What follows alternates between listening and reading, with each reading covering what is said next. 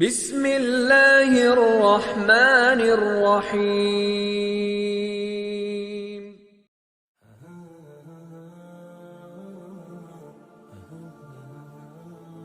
Bismillahirrahmanirrahim. Assalamualaikum warahmatullahi wabarakatuh.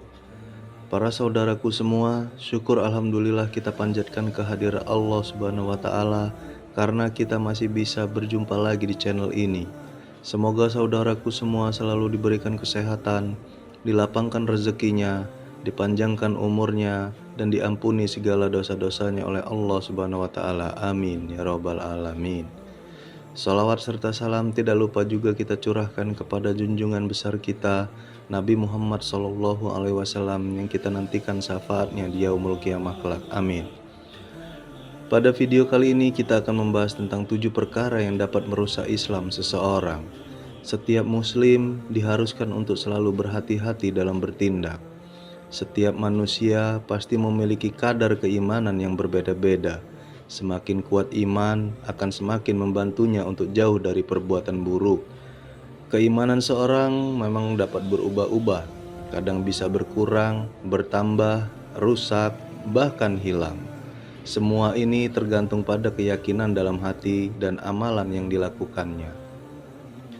Iman itu ucapan dan amalan, kadang-kadang bertambah, kadang-kadang berkurang. Hadis riwayat Bukhari.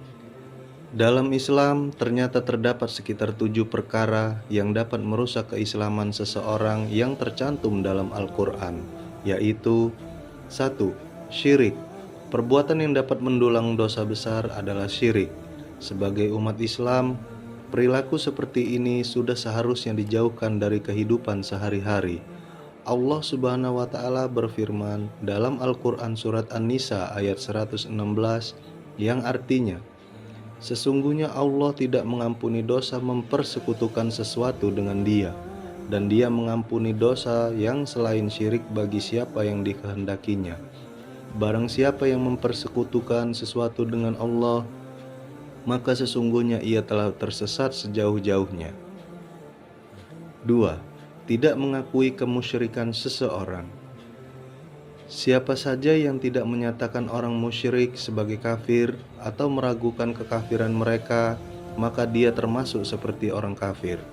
Agama Islam itu senantiasa berserah diri hanya kepada Allah Subhanahu wa taala, menundukkan ketaatan, mentauhidkannya, dan mengingkari kemusyrikannya.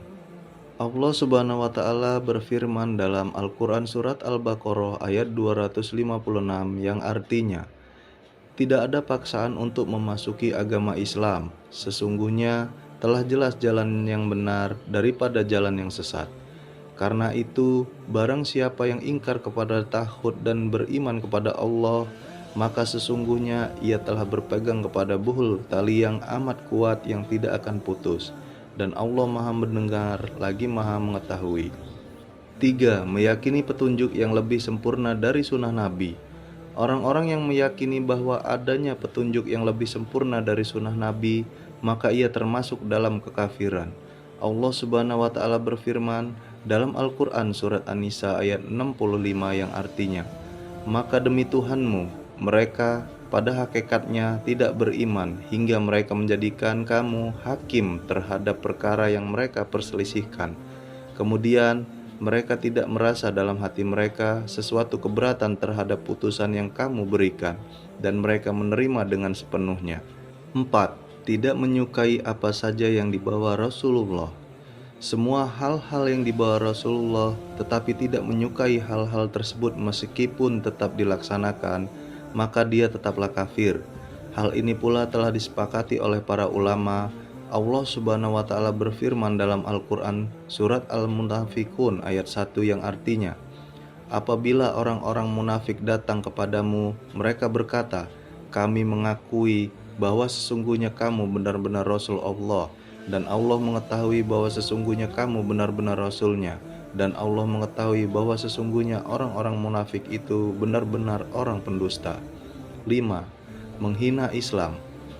Dalam hal apapun, menghina bukanlah hal yang patut dilakukan bagi seorang muslim, apalagi sampai harus mengolok-olok Sang Pencipta, Allah Subhanahu wa taala dan Rasul-Nya.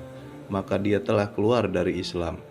Hal ini tertuang dalam Al-Quran surat At-Taubah ayat 65 yang artinya, "Dan jika kamu tanyakan kepada mereka tentang apa yang mereka lakukan itu, tentulah mereka akan menjawab, 'Sesungguhnya kami hanyalah bersenda gurau dan bermain-main saja.'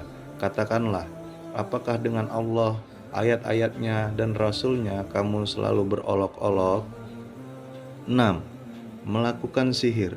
Sihir bukan hal terpuji untuk dilakukan dalam kehidupan sehari-hari. Maka, bagi siapapun yang melakukan sihir dalam kehidupannya, ia termasuk orang kafir. Termasuk merubah keadaan seseorang seperti memalingkan kecintaan suami terhadap istrinya. 7. Mengambil pelindung selain Allah Subhanahu wa Ta'ala. Meminta perlindungan, memohon ampun, atau meminta syafaat sesungguhnya hanya kepada Allah Subhanahu wa Ta'ala. Lalu bagaimana jika ada yang meminta perlindungan selainnya? Maka kafirlah mereka. Allah Subhanahu wa Ta'ala berfirman dalam Al-Quran surat Az-Zumar ayat 3 yang artinya, "Ingatlah, hanya kepunyaan Allah lah agama yang bersih dari syirik." Dan orang-orang yang mengambil pelindung selain Allah berkata, "Kami tidak menyembah mereka, melainkan supaya mereka mendekatkan kami kepada Allah dengan sedekat-dekatnya. Sesungguhnya Allah akan memutuskan di antara mereka tentang apa yang mereka berselisih padanya. Sesungguhnya Allah tidak menunjuki orang-orang yang pendusta dan sangat ingkar." Itulah sedikit penjelasan tentang perkara yang dapat menghancurkan atau merusak Islam seseorang yang tercantum dalam Al-Quran. Semoga video ini dapat bermanfaat bagi kita semua. Dan jangan lupa like, komen, dan share video ini kepada sahabat dan keluarga kita agar kita semua dapat memahaminya dengan baik dan jauh dari perkara-perkara tersebut. Mohon maaf apabila ada salah-salah kata, karena kesempurnaan hanya milik Allah Subhanahu wa Ta'ala. Sampai jumpa di video selanjutnya. Wassalamualaikum warahmatullahi wabarakatuh.